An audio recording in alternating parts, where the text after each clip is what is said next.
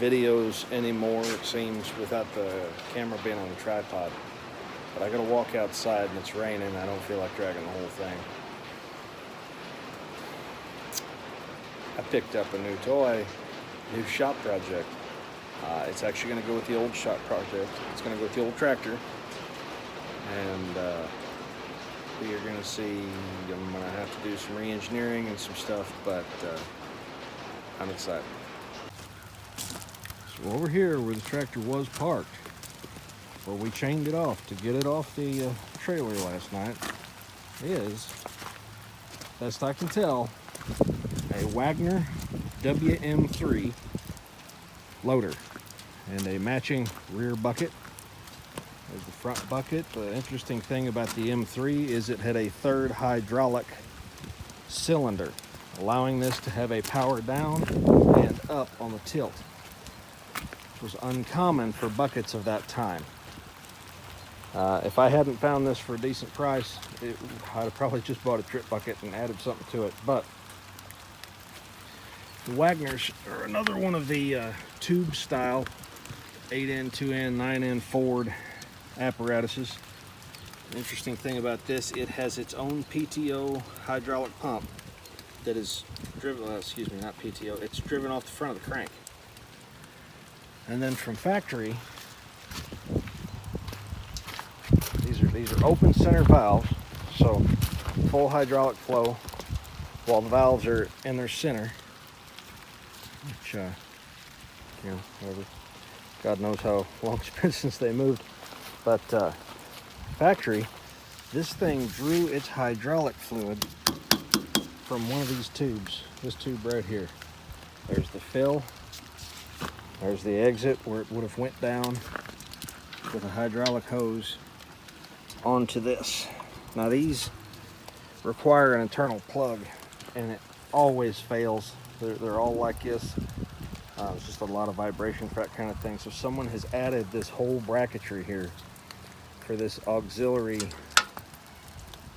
hydraulic. That thing's heavy and muddy. But yeah, what I'll do is we're gonna split the tractor here pretty quick and then probably stick the 3-point bucket, commonly known as a pond scoop. This one commonly known as just stupid heavy. So let's see how this is going. There.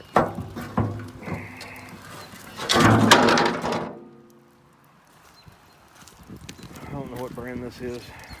I know it's old. I know it's been beat up and used a lot. But I also know that it's bi-directional. You can hook it up back here, down there, back into something, or over here to drag behind you, which is at the time a little more common. But I think we're going to hook it up first so we can use it as ballast. We can load, I've got a bunch of old bricks and stuff, and so we pick those up from around the property and use this to get those out of the ground. We just stack them in there and use them as ballast for when we're getting this thing right. Yeah, I remember why I was sore this morning. The old loader's gonna need a lot of work, but it's a lot cheaper than buying a new tractor. And I just like old junk. This is, you can see they meant these buckets for like moving hay and manure and stuff. And one of the pieces here was drilled, and that's where it created a weak point and broke off that tine. I will cut these off and out and probably reshape this bucket just a touch. But we got a loader, folks. So those of you who knew the shop at its last location under its last name know that I used my little bucket tractor for just about everything. And I miss it. Smaller shop, a lot of smaller equipment now. I still miss it. So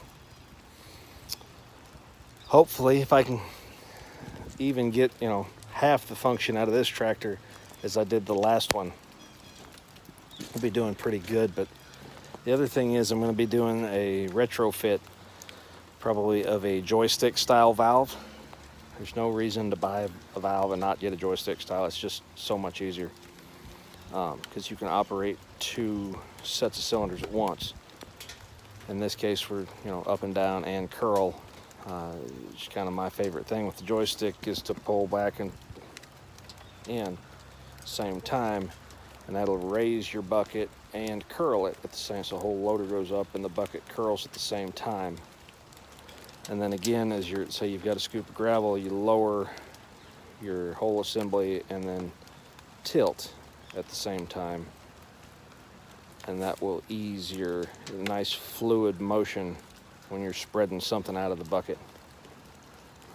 Anyways, that's it, guys. We'll figure out the pump, see if it needs rebuilt. We'll see, at some point in time, we'll tear the cylinders apart.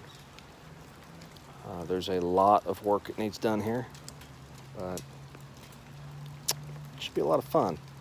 So that's what we got. New shop project, excited about it. Thanks again to Tony for going with me, and guy we bought it from was a special individual.